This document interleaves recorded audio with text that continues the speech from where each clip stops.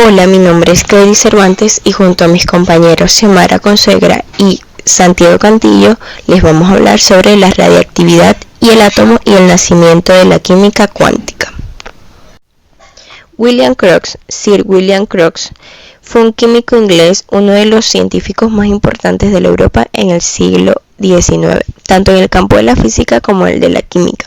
Estudió en el Colegio Real de Química de Londres, fundó la revista de divulgación Chemical News y fue editor del Quarterly Journal for Science. En 1863 entró a la Royal Society recibiendo la prestigiosa medalla para 1875. Crookes también fue uno de los más importantes destacados investigadores y luego defensor de lo que hoy en día se conoce como espiritismo científico. Este tubo es un cono de vidrio con ánodo y dos cátodos. Más que una invención, es una innovación o una versión más evolucionada del tubo de Geisler. En este tubo de vacío circulaban una serie de gases produciéndose el fenómeno de la fluorescencia al aplicarles una corriente eléctrica. Crookes dedujo que dicha fluorescencia se debía a rayos catódicos. Interpuso una pantalla de zinc con forma de cruz entre ánodo y cátodo, produciéndose una zona de sombra al final del tubo, con lo que demostró que los rayos catódicos se propagan en línea recta, desviándose por la acción de campos magnéticos. De todo ello dedujo que eran partículas de carga negativa. 20 años más tarde, Thomson logró identificarlas como electrones. Posteriormente se comprobó que la aplicación de una elevada diferencia de potencia entre ánodo y cátodo en un tubo de alto vacío producía rayos X. Wilhelm Conrad Röntgen, físico alemán. Sus investigaciones al margen de su célebre descubrimiento de los rayos X, por el que en 1901 obtuvo el primer Premio Nobel de Física que se concedió, se centraron en diversos campos de la física, como el de la elasticidad, los fenómenos capilares, la absorción del calor, los calores específicos de los gases y la conducción del calor en cristales y la piezoelectricidad.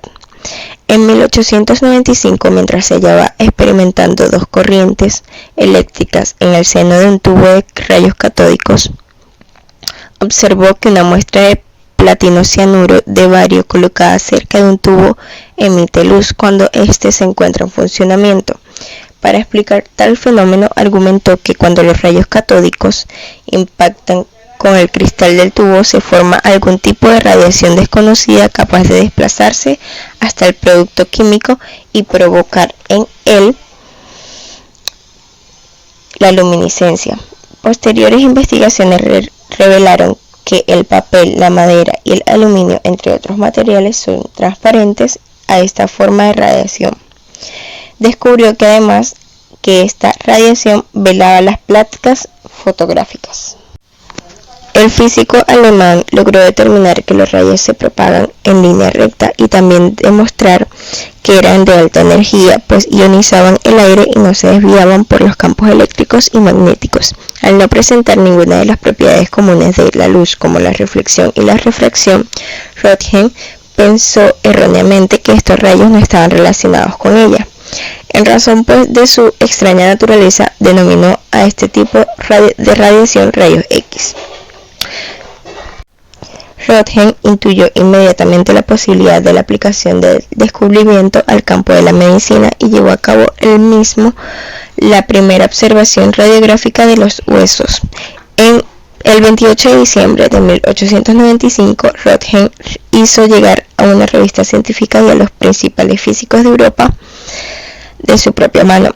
Entre los científicos que recibieron la comunicación se encontraba Poincaré, quien en 1896 mostró en la reunión semanal de la Académie des Sciences de París y sugirió a su colega y amigo Antoine que estaba trabajando en las propiedades de las sales de uranio y de otras sustancias que manifestaban fluorescencia, que si los rayos X podían causar fluorescencia, tal vez algunas sustancias fluorescentes pudiesen emitir rayos X. El descubrimiento de los rayos X supuso una revolución en los campos de la física y la medicina. y buena parte del mundo científico se volcó a su estudio. Su descubrimiento hizo que la radiología fuera contemplada como una rama de la ciencia y señaló el comienzo de la era de la electrónica, además de proveer a la medicina un nuevo método de diagnóstico. Espectro electromagnético. La radiación electromagnética está formada por la combinación de campos eléctricos y magnéticos que se propagan a través del espacio en forma de ondas portadoras de energía. Las ondas electromagnéticas tienen las vibraciones perpendiculares a la dirección de propagación de onda. Por tal motivo se clasifica entre las ondas transversales las ondas electromagnéticas que viajan a través del espacio y no necesitan un medio material para propagarse. La radiación gamma es un tipo de radiación electromagnética de alta frecuencia producida generalmente por elementos radiactivos o procesos subatómicos como la aniquilación de un par de positrón-electrón. Este tipo de radiación también es producida en fenómenos astrofísicos de gran violencia, como algunas exposiciones que se han observado en la Vía Láctea. Debido a las altas energías que poseen los rayos gamma, constituyen un tipo de radiación ionizante capaz de penetrar profundamente en materia. Dada su alta energía, pueden causar grave daño al núcleo de las células, pero debidamente controlados se usan en la esterilización de alimentos y equipos médicos. Los rayos X son una radiación electromagnética no perceptible por el ojo humano a causa de su corta longitud de onda, que va entre 0,1 y 10 nanómetros. Pueden atravesar cuerpos opacos e impresionar películas fotográficas. Desde su descubrimiento han sido utilizados en medicina. Sin embargo, requieren el control sistemático, pues en exceso de radiaciones pueden causar daño al organismo humano. Tienen frecuencias que abarcan al rango de 30 a 3000 petahertz. Antoine Henri Becquerel. La radiactividad fue descubierta por el científico francés Antoine Henri Becquerel en 1896 de forma casi ocasional al realizar investigaciones sobre la fluorescencia del sulfato doble de uranio y potasio. Descubrió que el uranio emitía espontáneamente una radiación misteriosa. Después del descubrimiento de los rayos X por Röntgen, Antoine empezó a trabajar con la teoría de que los minerales eran capaces de emitir luz fosforescente. La fosforescencia es la capacidad de un cristal de absorber luz y volverla a emitir posteriormente en la oscuridad. Para verificar su teoría realizó un experimento de envolver una placa fotográfica en papel negro, colocar un mineral de uranio fosforescente sobre ella y exponerla a la luz solar brillante. Cuando se desarrolló, la placa tenía una imagen clara del mineral de uranio. Inicialmente pensó que era la confirmación de su teoría. Días más tarde recuperó los materiales para reemprender el experimento. Becquerel esperaba que la placa apareciera con una pequeña cantidad de fosforescencia a consecuencia de la fosforescencia que aún no se había desvanecido. Sin embargo, Becquerel se encontró que la imagen impresa era tan intensa como en el experimento original con la radiación solar. La sorpresa fue enorme y permitió a Becquerel llegar a la conclusión correcta de que esto no tenía nada que ver con la luz. En su lugar, la exposición provenía del uranio mismo, incluso en la oscuridad. La radiactividad había sido descubierta. Continuó demostrando que los minerales de uranio eran los únicos minerales fosforescentes que mostraban este efecto. Esos estudios y análisis fueron continuados y perfeccionados por los esposos Pierre y Marie Curie, quienes descubrieron dos elementos mucho más radiactivos que el uranio, a los que bautizaron como radio y polonio, este último en honor a la patria natal de Marie. Pierre y Marie Curie, matrimonio de químicos franceses. Ella polaca de nacimiento, se formó en su país natal y en 1891 se marchó a París para ampliar sus estudios en la Sorbona. Se licenció por dicha universidad en 1893 y se doctoró 10 años después. Poco más tarde de su llegada a Francia, conoció al físico francés Pierre Curie, con quien se casó en 1895. Fruto de esta unión serían sus dos hijas, Eve e Irene. Marie fue inicialmente profesora en la Escuela Normal Femenina de Sèvres y luego ayudante de Pierre Curie en su laboratorio a partir de 1904. Al suceder la muerte de su marido, ella ocupó su cargo de profesor en la Universidad de la Sorbona. Se convirtió en la primera mujer en ocupar un puesto de estas características en Francia. Pierre Curie, licenciado por la Sorbona y doctorado en 1895 por esta misma universidad, habría sido nombrado profesor de esta institución en 1900. Antes de iniciar su colaboración con Marie, trabajó en el campo de la cristalografía en colaboración con su hermano, descubriendo la piezoelectricidad. En 1895 comprobó que los cuerpos ferromagnéticos se transformaban en paramagnéticos a partir de cierta temperatura conocida como hoy como punto de Curie. Determinó la relación entre paramagnetismo y la temperatura, ley Curie, y estableció la diferencia entre paramagnetismo y diamagnetismo. Se le debe también la invención de una balanza de torsión conocida como la balanza Curie-Chevenaux, que permite efectuar pesadas de alta precisión. En 1896 inició la colaboración con su esposa en el estudio de la radiactividad descubierta por el físico francés Henri Becquerel. Estos trabajos quedarían como principal fruto del descubrimiento de la existencia de dos nuevos elementos. En 1898, el polonio, nombre que se le dio en el recuerdo de la patria de Marie, y el radio. La dificultad de estos estudios se evidencia si se tiene en cuenta que para obtener un solo gramo de cloruro de radio puro, el matrimonio tuvo que tratar 8 toneladas de mineral conocido como pecholenda. A partir de entonces, Marie se centró en la obtención de radio metálico, lo cual logró en colaboración con Debienne, mientras que Pierre estudió las propiedades químicas, fisiológicas y luminosas de las emisiones radiactivas que clasificó según su carga en positivas, rayos alfa, neutras, rayos gamma y negativas, rayos beta. Tras el fallecimiento de Pierre, Marie continuó los trabajos y fundó el Instituto de Radio, en el que llevó a cabo un profundo estudio de las aplicaciones de los rayos X y de la radiactividad en campos como el de la medicina, y consiguió la obtención de numerosas sustancias radiactivas con diversas aplicaciones. Entre las muestras de dicha colección destaca que en 1921 le entregó al presidente de Estados Unidos, Harding, que había sido costeada por aportaciones voluntarias e innumerables de mujeres del país americano. Los más esposos Curie fueron galardonados en 1903 junto a Becquerel con el Premio Nobel de Física por el descubrimiento de la radiactividad. 8 años más tarde, Marie recibió el Premio Nobel de Química, reconocimiento por los trabajos que le permitieron aislar el radio metálico, con lo cual se convirtió en la primera persona en la historia merecedora de 2 ocasiones de dicho galardón. Su hija Irene, casada con el físico francés Frédéric Joliot, ayudante de Marie Curie, desde 1925 continuó sus estudios en el campo de la radiactividad y descubrió en 1934, en colaboración con su marido, la existencia de la llamada reactividad artificial. Thomson y el descubrimiento del electrón. Bueno, él fue un científico británico quien descubrió los electrones, donde en ese momento él los llamó corpúsculo.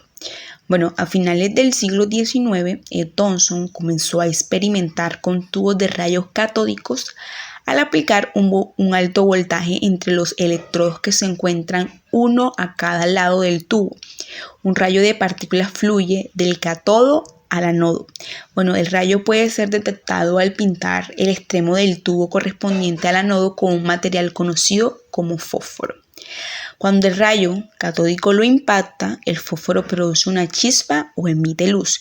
Y para verificar las propiedades de las partículas, Thomson colocó el tubo de rayos catódicos entre dos placas con cargas opuestas y observó que el rayo se desviaba alejándose de la placa cargada negativamente y acercándose a la placa cargada positivamente. Bueno, de este hecho infirió que el rayo estaba compuesto de partículas negativamente cargadas. Él también colocó dos imanes a cada lado del tubo y observó que el campo magnético también desviaba el rayo catódico, y los resultados de este experimento ayudaron a Thomson a determinar la razón masa-carga de las partículas del rayo catódico, que lo llevó al descubrimiento fascinante. La masa de cada partícula era mucho menor que la del todo átomo conocido. Bueno, los descubrimientos de Thomson fueron aceptados por los científicos y con el tiempo sus partículas del rayo catódico adquirieron un nombre más familiar: electrones. Bueno, el descubrimiento refutó parte de la teoría atómica de Dalton, que se suponía que los átomos eran indivisibles. El núcleo atómico. Ernest Rutherford fue un físico y químico británico que en el año 1911 describió un nuevo modelo atómico. Él estableció que el átomo tiene un núcleo central en el que están concentradas la carga positiva y prácticamente toda la masa. La carga positiva de los protones es compensada con la carga negativa de los electrones, que ellos se hallan fuera del núcleo. El núcleo contiene, por tanto, protones en un número igual al de electrones del átomo.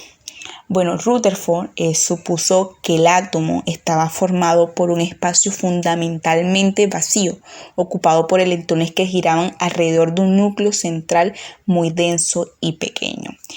Bueno, él logró demostrar experimentalmente dicha teoría con sus colaboradores, donde ellos bombardearon una fina lámina de oro con partículas alfa procedentes de un material radiactivo a gran velocidad.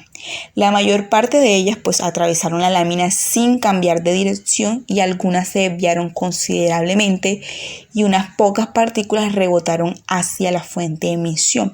Bueno, y este comportamiento de las partículas no podía ser explicado con el modelo de Thomson, donde él había planteado que las partículas alfas al atravesar la lámina deberían seguir su misma trayectoria. Bueno, entonces este modelo dejó de ser válido y fue reemplazado por el modelo atómico planteado por Rutherford. Energía cuantizada. Niels Bohr, físico danés considerado como una de las figuras más deslumbrantes de la física contemporánea, bueno, él en el año 1913 propuso su modelo cuantizado del átomo para explicar cómo los electrones pueden tener órbitas estables alrededor del núcleo. Bohr se dio cuenta que para construir un modelo atómico satisfactorio tenía que incluir de alguna manera el cuanto de energía de Planck e Einstein. Bueno, el físico alemán Max Planck había desarrollado una relación matemática para la emisión de radiación en los cuerpos negros. La emisión de radiación electromagnética en este caso no se da en una forma continua, sino en paquetes de energía determinados, discretos, es decir, cuantificados. Por esto se le conoce como la teoría cuántica o de los cuanta. Y bueno, la ecuación que determina la energía emitida es la que se ve en la diapositiva, donde E es la energía radiante desprendida por un cuerpo negro, H es una constante que es conocida ahora como la constante de Planck, mientras que B es la frecuencia de ondas que la radiación desprende. El brillante físico alemán Albert Einstein la utilizó para explicar el efecto fotoeléctrico, donde él encontró que solo la luz con alta frecuencia, es decir, con alta energía, podía desprender electrones de la superficie de ciertos metales. Bueno, aplicando estos conceptos, Bohr pudo postular que el núcleo era como una gota líquida y que los electrones no se ubicaban en cualquier lugar dentro del átomo, sino que debían encontrarse en órbitas definidas de energía cuantificada. Las capas más alejadas del núcleo tenían mayor energía. Cuando un electrón pasaba de una órbita inferior a una superior, absorbía energía y viceversa. Cuando un electrón pasa de un nivel más energético a uno menor, este desprende la diferencia de la energía entre las capas en forma de radiación electromagnética. Bueno, esta radiación no es otra cosa que la franja de colores que se observan en los espectros que generan los elementos químicos.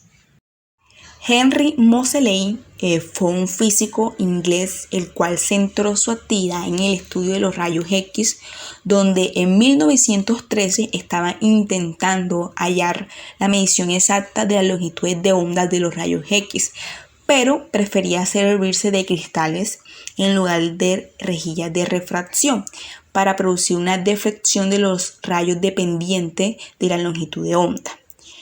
Probó con más de 30 metales que incluían desde el aluminio al oro como anticátodos, descubriendo que las ondas de rayos X varían regularmente de posición al pasar de un elemento a otro, pero siempre siguiendo el orden que ocupaban en la tabla periódica de los elementos.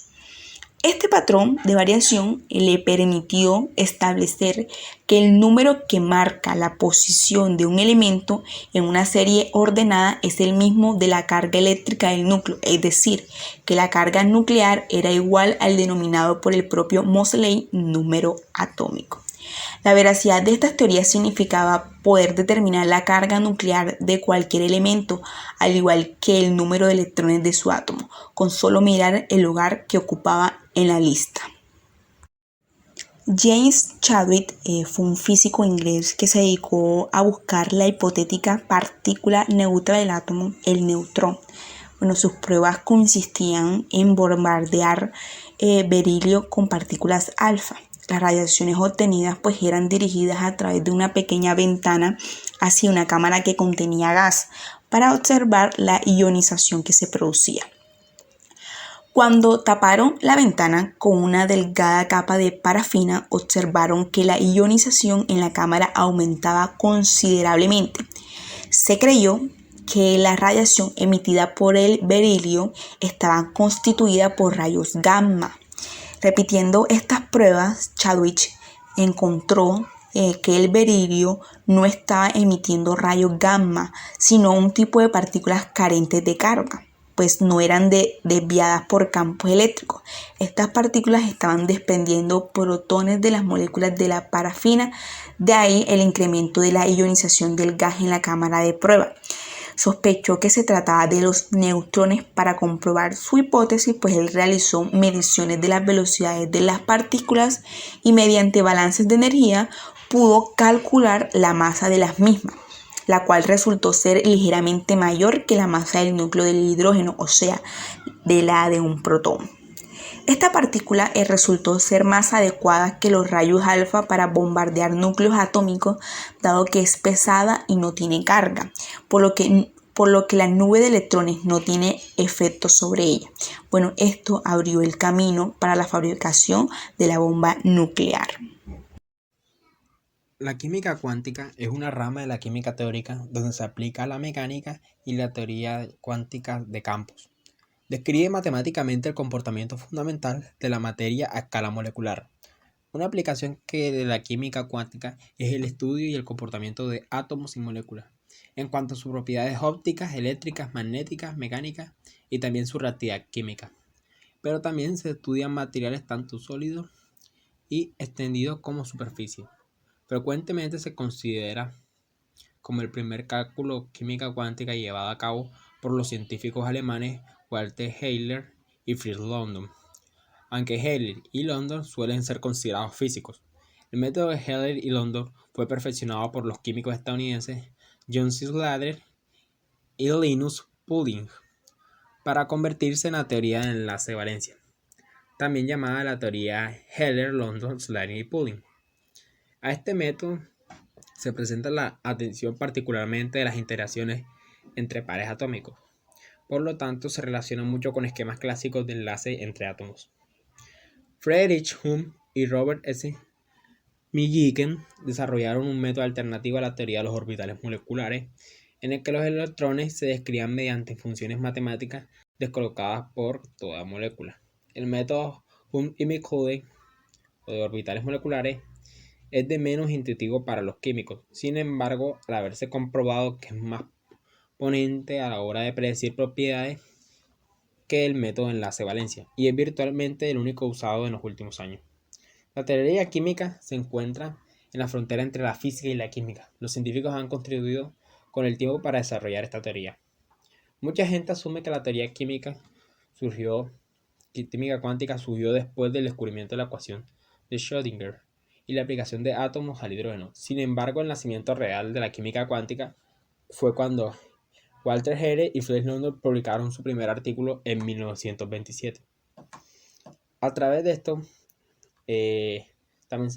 tiempo después se dieron los avances como el Michael Faraday con su descubrimiento de los rayos catiónicos, la declaración sobre la problemática de la radiación del cuerpo negro del científico Gustav Kirchhoff en 1859, la sugerencia de Ludwig Boltzmann en 1877 sobre los estados de la energía y sistemas físicos por ser diferentes, y la hipótesis cuántica de Max Planck en 1900, que afirmaba que cualquier sistema atómico que emita energía se puede dividir en varios elementos directos de la energía y de modo que cada elemento tenga una energía proporcional al separarse.